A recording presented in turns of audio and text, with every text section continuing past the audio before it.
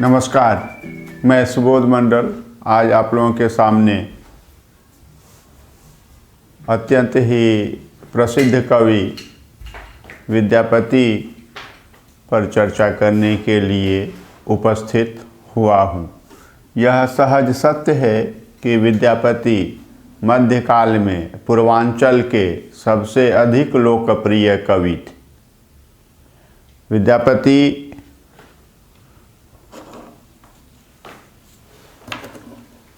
का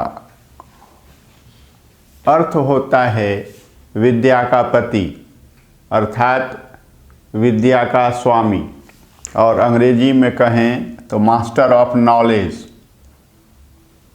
इन्हीं विद्यापति के संबंध में आज हम चर्चा करने के लिए उपस्थित हैं। विद्यापति मैथिल ब्राह्मण थे। उनकी जाति जो है वह ब्राह्मण थे और मिथिला क्षेत्र के ब्राह्मण थे, इसलिए उन्हें मैथिल ब्राह्मण भी कहा जाता है। और इनका मूल जो है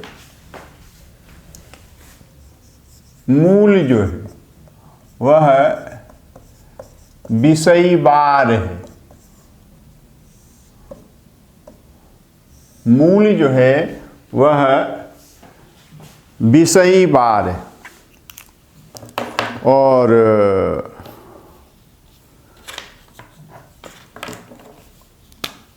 आस्पद जो है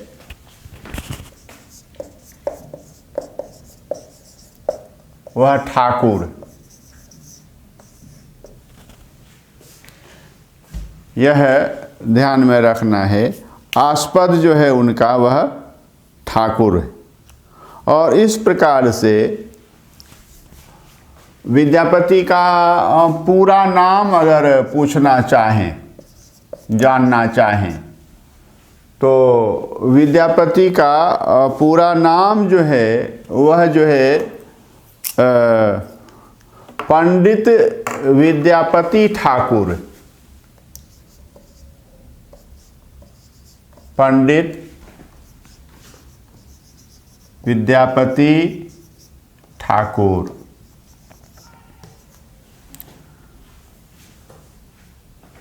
दो कारणों से ये पंडित हुए, एक तो ब्राह्मण थे और दूसरे अत्यंत विद्वान थे।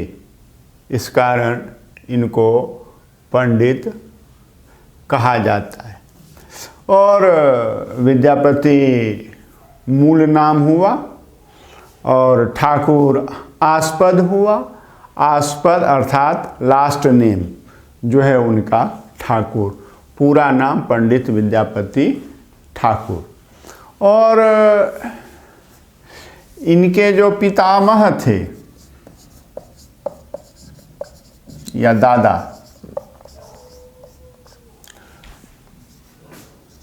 पंडित जयदत्त ठाकुर थे। ध्यान में रखना है, पंडित जयदत्त ठाकुर थे और पिता जो थे विद्यापति के, पंडित गणपति ठाकुर थे।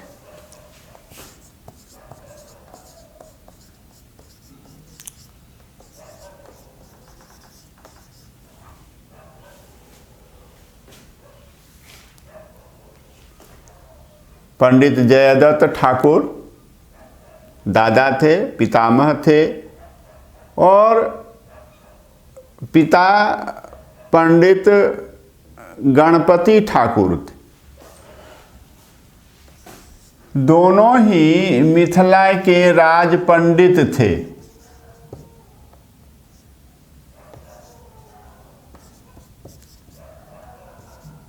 दोनों ही मिथिला के राज पंडित थे, मिथिला के राजा के पंडित थे।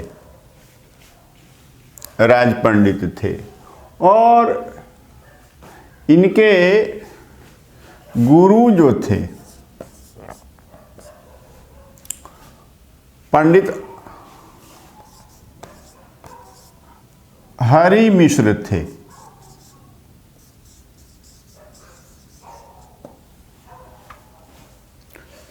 विद्यापति के गुरु पंडित हरि मिश्र थे, अत्यंत ही विद्वान थे और अपनी विद्वता के लिए पूरे क्षेत्र में प्रसिद्ध थे।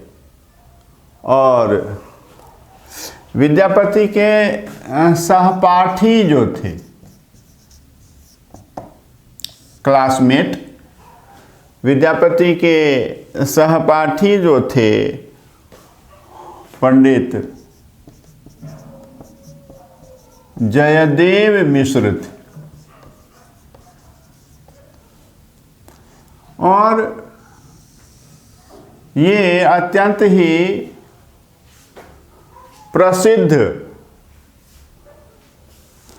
नैयायिक थे,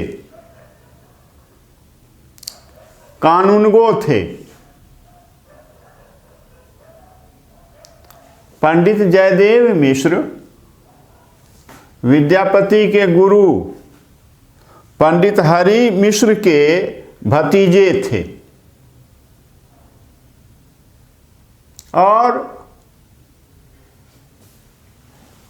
इनका उपनाम जो था वह पक्षधर मिश्र था। पक्षधर मिश्र था, यह इनका उपनाम, यह हम देख रहे हैं।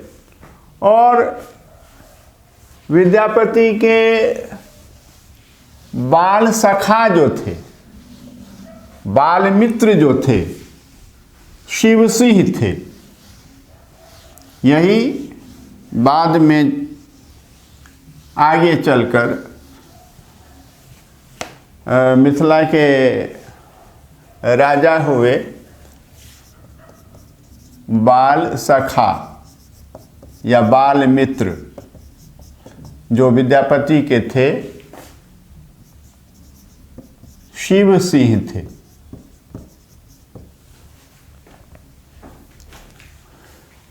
आ 1402 ईस्वी में इनका राज्यारोहण हुआ। राज सिंहासन पर शिव सिंह आरूढ़ हुए और 1406 ईस्वी में ही युद्ध में वीरगति को प्राप्त हुए।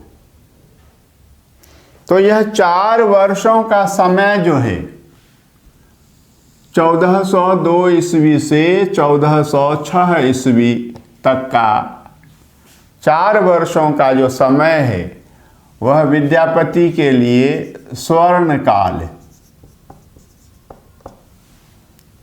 क्योंकि सबसे अधिक सम्मान जो है विद्यापति को अपने बाल सखा, अपने बाल मित्र राजा शिव सिंह से ही प्राप्त हुआ।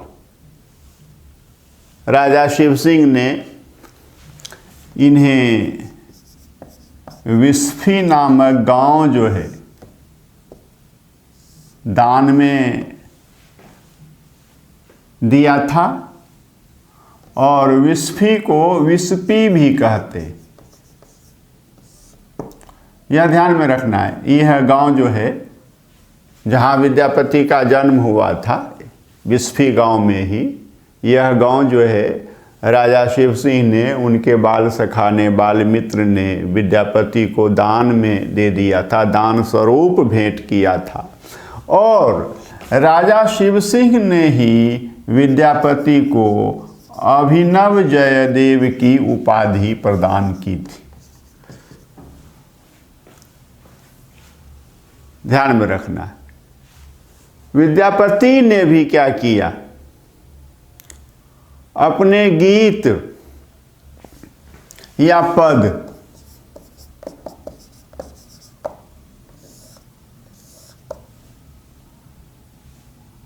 पद मतलब गीत, गीत मतलब जो गाने योग्य हो, यह ध्यान में रखना है। 250 गीतों की भणिताओं में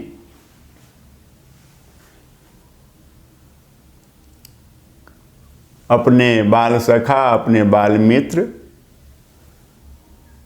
शिव सिंह और राजा शिव सिंह की धर्मपत्नी लखीमा देवी का नाम अमर कर दिया, यह ध्यान में रखना है। विद्यापति का जन्म जो है अनेक जो हैं साहित्यकार, इतिहास भिन्न भिन्न बताते हैं, परंतु विद्यापति का जन्म वर्ष जो है वह 1350 ईस्वी और इनका जन्म स्थान जो है, जैसा कि अभी बताया, विस्फी नामक गांव या विस्फी नामक गांव है, दोनों ही कहा जाता है। विस्फी नामक गांव जहां विद्यापति का जन्म हुआ था, और यह गांव जो है बेनीपट्टी थाने में है। बेनीपट्टी थाना के अंतर्गत विस्फी नामक गांव आता है, और बेनीपट्टी थाना जो है या विस्फी गांव जो है, यह जो है वर्तमान मधुबनी जिले में,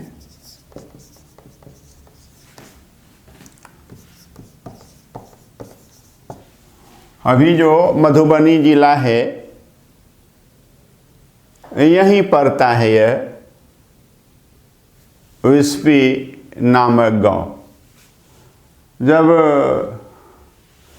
रामवृक्ष शर्मा बेनीपुरी ने विद्यापति पदावली का संकलन किया था, तो उस समय जो है मधुबनी जिला नहीं बना था, दरभंगा जिला बना था, दरभंगा जिला ही था, इसलिए उनकी पुस्तक में जिला दरभंगा लिखा हुआ है, तो यह ध्यान में रखना है।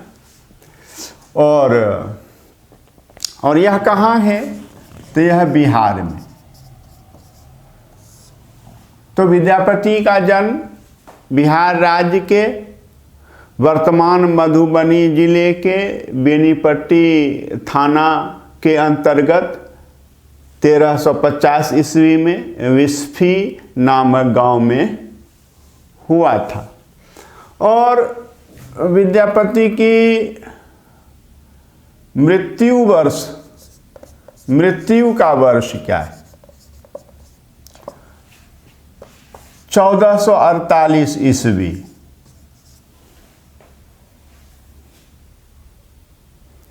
और कब मृत्यु हुई थी इनकी? कार्तिक महीने में मृत्यु हुई थी। कार्तिक महीने के शुक्ल पक्ष में मृत्यु हुई थी, कृष्ण पक्ष में मृत्यु नहीं हुई थी, शुक्ल पक्ष में मृत्यु हुई थी। और तिथि क्या थी? त्रयोदशी तिथि थी। यह ध्यान में रखना है। विद्यापति का मृत्यु वर्ष 1448 ईस्वी, महीना कार्तिक, पक्ष जो है शुक्ल पक्ष, और तिथि त्रयोदशी, कार्तिक महीने की 13 तारीख को इनकी मृत्यु हुई थी। और मृत्यु का स्थान क्या? गंगा तट। गंगा का किनारा। और यह गंगा का किनारा कहाँ है? मऊ बाजिदपुर में है।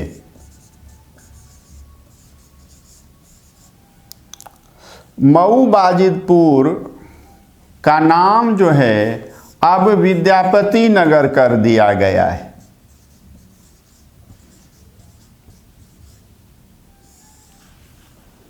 और यह मऊ बाजिदपुर या विद्यापति नगर किस जिले में है? तो वर्तमान बेगूसराय जिले में है।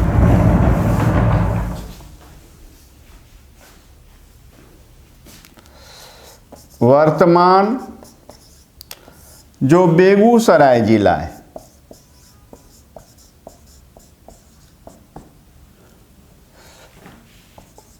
यही है। और यह बेगूसराय भी बिहार में ही है।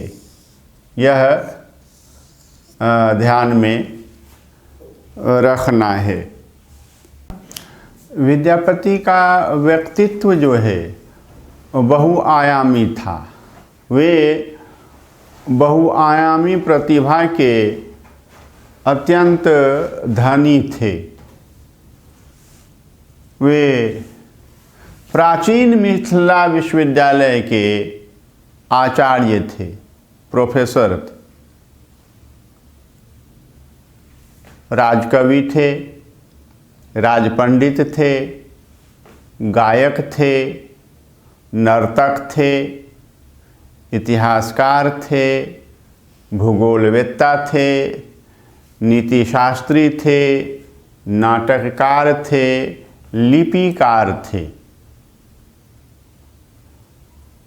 कॉपी करने वाले थे। रजा बनौली में पुरादित्य के राज्याश्रय में उन्होंने देवी भागवत का लिपि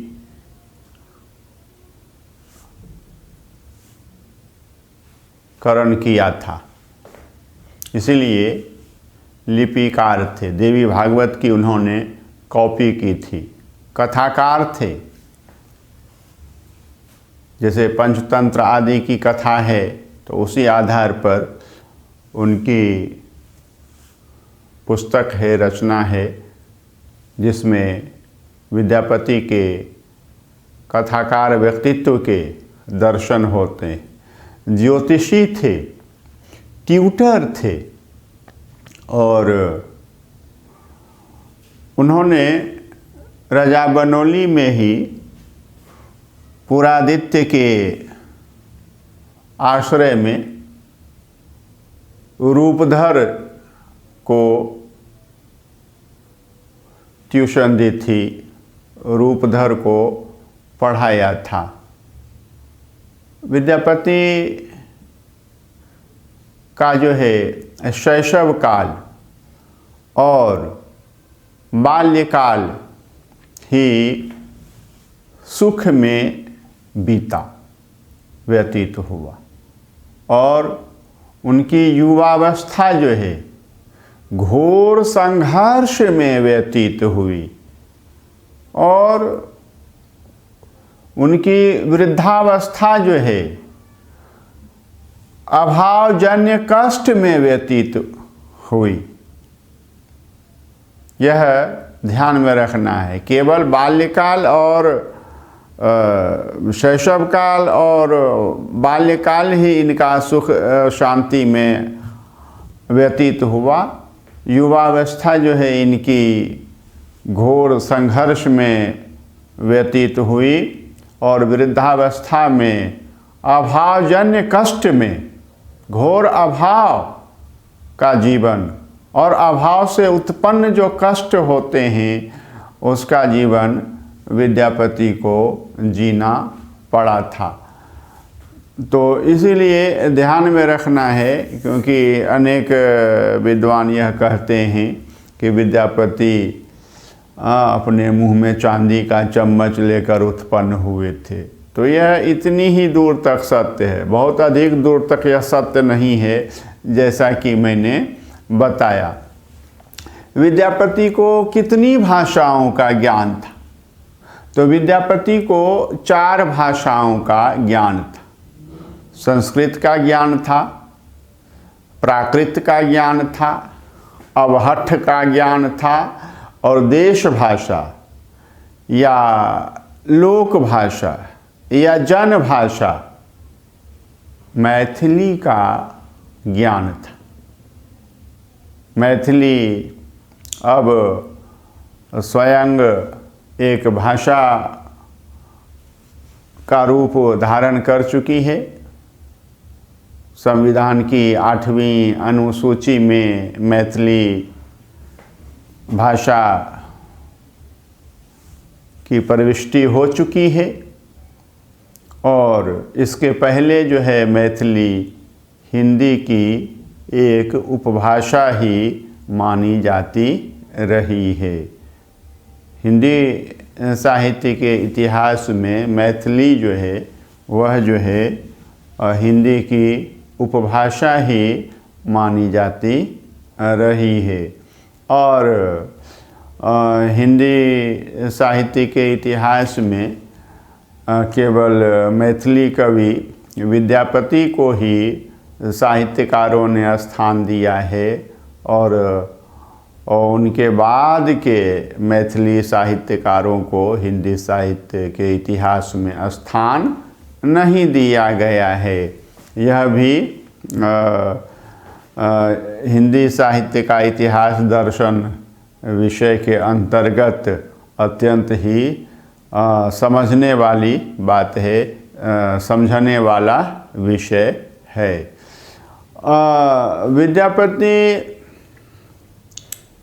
का भाषा ज्ञान, जैसा कि मैंने बताया, संस्कृत का भाषा ज्ञान था उनके पास। संस्कृत के प्रकांड पंडित थे, विद्वान थे। प्राकृत भाषा का ज्ञान था, अवहट्ठ का भाषा का ज्ञान था और देश भाषा, लोक भाषा या जनभाषा जो कहिए मैथिली का ज्ञान था।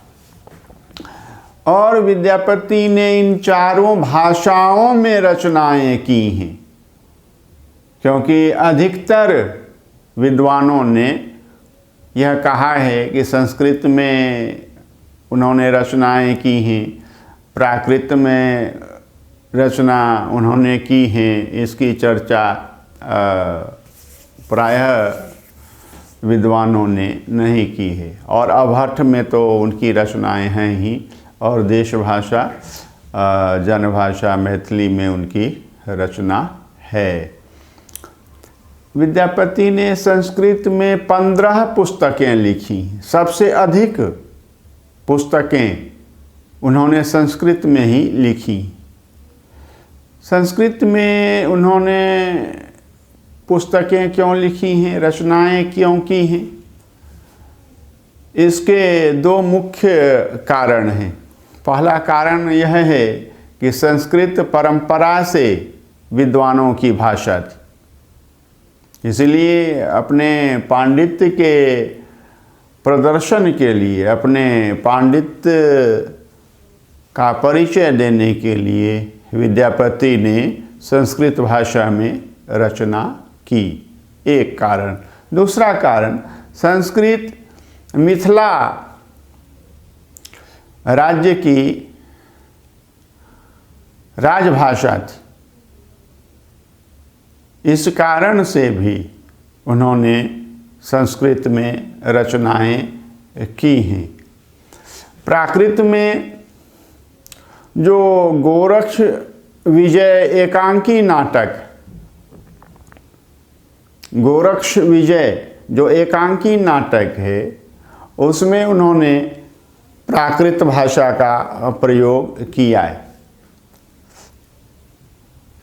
संवाद जो हैं गोरक्ष विजय में संस्कृत भाषा में है और प्राकृत भाषा में है। संस्कृत में उच्च वर्ण के व्यक्ति अपना संवाद बोलते हैं और प्राकृत में निम्न जाति के व्यक्ति जो हैं अपना संवाद बोलते हैं। और गीत गोरक्ष विजय एकांकी नाटक में उन्होंने मैथिली में ही लिखे हैं, यह ध्यान में रखना है। तो प्राकृत भाषा का भी प्रयोग उन्होंने अपनी रचना में किया है। अभट्ट भाषा में उनकी 2 रचनाएं हैं, कीर्ति लता है और कीर्ति पताका है, और यह इतिहास विषय से संबंधित पुस्तक के अंतर्गत कीर्ति लता भी आती है और कीर्ति पताका भी आती है। और विद्यापति की कीर्ति का, यश का आधार जो है मैथिली में लिखे गए उनके पद हैं, और उनके पद के संकलन को, समुच्चय को, संग्रह को ही पदावली कहा जाता है, या फिर मैथिली पदावली कहा जाता है, या फिर ज़्यादा स्पष्टता के लिए विद्यापति पदावली कहा जाता है। विद्यापति पदावली में लगभग 1000 पद विद्यापति ने लिखे हैं। सबका संकलन नहीं हो पाया है, लेकिन निश्चित रूप से विद्यापति ने 1000 से अधिक पदों की रचना की होगी, इसमें कोई संदेह नहीं है। विद्यापति को कितने विषयों का ज्ञान था? तो विद्यापति को भूगोल का ज्ञान था, विद्यापति को नीति शास्त्र का ज्ञान था, विद्यापति को पत्राचार पद्धति का ज्ञान था, विद्यापति को पूजा पद्धति का ज्ञान था, विद्यापति को पुराण का ज्ञान था, विद्यापति गंगा महिमा के विशेषज्ञ थे, दान महिमा के विशेषज्ञ थे, और हिंदू उत्तराधिकार नियम के विशेषज्ञ थे। उन्हें इतिहास का ज्ञान था, दुर्गा पूजन पद्धति का ज्ञान था, पंचांग विधि का ज्ञान था, और मिथिला पंचांग प्रसिद्ध है। बनारसी पंचांग के बाद मिथिला पंचांग का ही नाम आता है। सर्पिणी पूजा पद्धति का उनके पास विशद ज्ञान था, और तंत्र शास्त्र का भी उनके पास ज्ञान था। तंत्र शास्त्र विषय का भी विद्यापति के पास प्रभूत ज्ञान था। यह ध्यान में रखना है। विद्यापति को, जैसा कि मैंने बताया है, अनेक विषयों का भरपूर ज्ञान था, और उन विषयों में 2 विषय और जोड़ने पड़ेंगे अवश्य ही। और वे 2 विषय हैं कि विद्यापति को अनेक काव्यों का गंभीर अध्ययन था, और इसके साथ ही साथ उन्हें काव्यशास्त्र का भी गंभीरतापूर्वक अध्ययन था। यह ध्यान रखना है। अनेक काव्यों का अध्ययन उन्होंने किया था, और अनेक काव्यशास्त्रों का अध्ययन किया था, जिनका कि विद्यापति को भरपूर ज्ञान था। विद्यापति कबीर से 48 साल पहले हुए। स्पष्ट है कि सूरदास से, तुलसीदास आदि से पहले हुए। विद्यापति संप्रदाय के स्तर पर अत्यंत सहिष्णु थे। सहनशीलता थी विद्यापति में। इतनी सहनशीलता जो है किसी कवि में संप्रदाय के संदर्भ में नहीं पाई जाती है। उन्होंने मुक्त कंठ से अनेक देवी देवताओं की आराधना की है, उनकी भक्ति के, उनकी विनती के, उनकी वंदना के गीत लिखे हैं। विद्यापति कबीर की भांति कट्टर नहीं थे, यह ध्यान में रखना है। कबीर शैवों के प्रति और शाक्तों के प्रति अत्यंत अनुदार थे, यह ध्यान में रखना है। वैष्णव यदि चंडाल भी हो तो कबीर को प्रिय थे, लेकिन शैव और शाक्त ब्राह्मण भी हो तो ये कबीर को प्रिय नहीं थे, कबीर को ये सुहाते नहीं थे। कबीर के विद्यार्थियों को इस बात का ध्यान रखना चाहिए कि कबीर शैव के प्रति, शैव मत के प्रति और शाक्त मत के प्रति अत्यंत कट्टर व्यवहार किया करते थे। उनका दृष्टिकोण जो है अत्यंत कट्टरता पूर्ण था। और संप्रदाय के संदर्भ में बात हो रही है तो विद्यापति व्यक्तिगत स्तर पर शैव थे, शिव के उपासक थे, यह ध्यान में रखना है। विद्यापति व्यक्तिगत स्तर पर, व्यक्तिगत रूप से शैव थे, शिव के उपासक थे।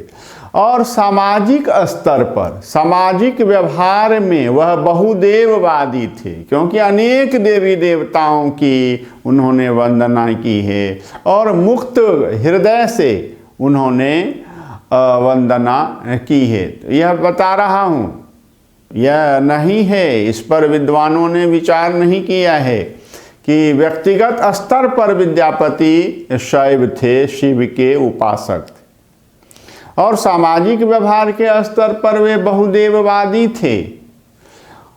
और सैद्धांतिक स्तर पर विद्यापति अद्वैतवादी थे, क्योंकि शिव में और विष्णु में उन्होंने भलहर भलहरी इस पद में दोनों का एकत्व स्थापित किया है। यही नहीं, उनके लिए काली और दुर्गा भी एक हैं। इसीलिए सैद्धांतिक स्तर पर विद्यापति अद्वैतवादी थे, यह ध्यान में रखना है। विद्यापति के 2 विवाह हुए थे, उनके 2 पत्नियां हुई थीं, और पहली पत्नी से भी उनके 2 संतानें हुई थीं और दूसरी पत्नी से भी उनके 2 संतानें हुई थीं। पहली पत्नी से 2 पुत्र हुए थे। पहले पुत्र का नाम था पंडित नरपति ठाकुर और दूसरे पुत्र का नाम था पंडित हरपति ठाकुर। और दूसरी पत्नी से एक पुत्र हुआ था जिसका नाम था पंडित वाचस्पति ठाकुर, और एक पुत्री हुई थी दुल्लही। एक पुत्री हुई थी, दुल्लही हुई थी।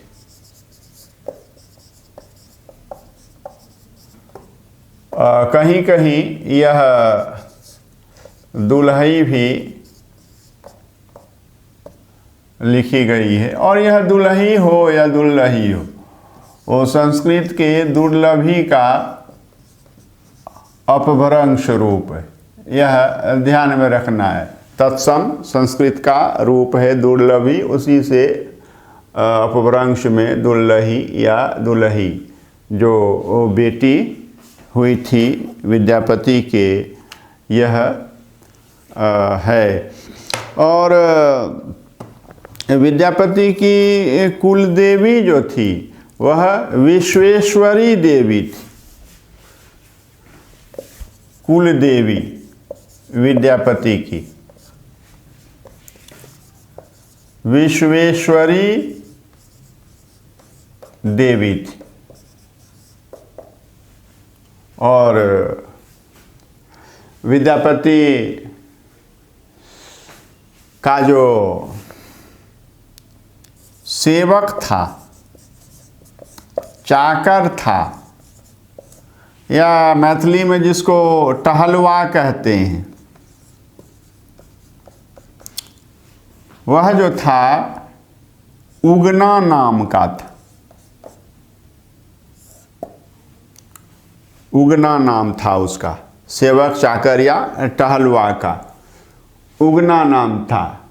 और विद्यापति की एक पुत्रवधू का नाम आया हुआ है।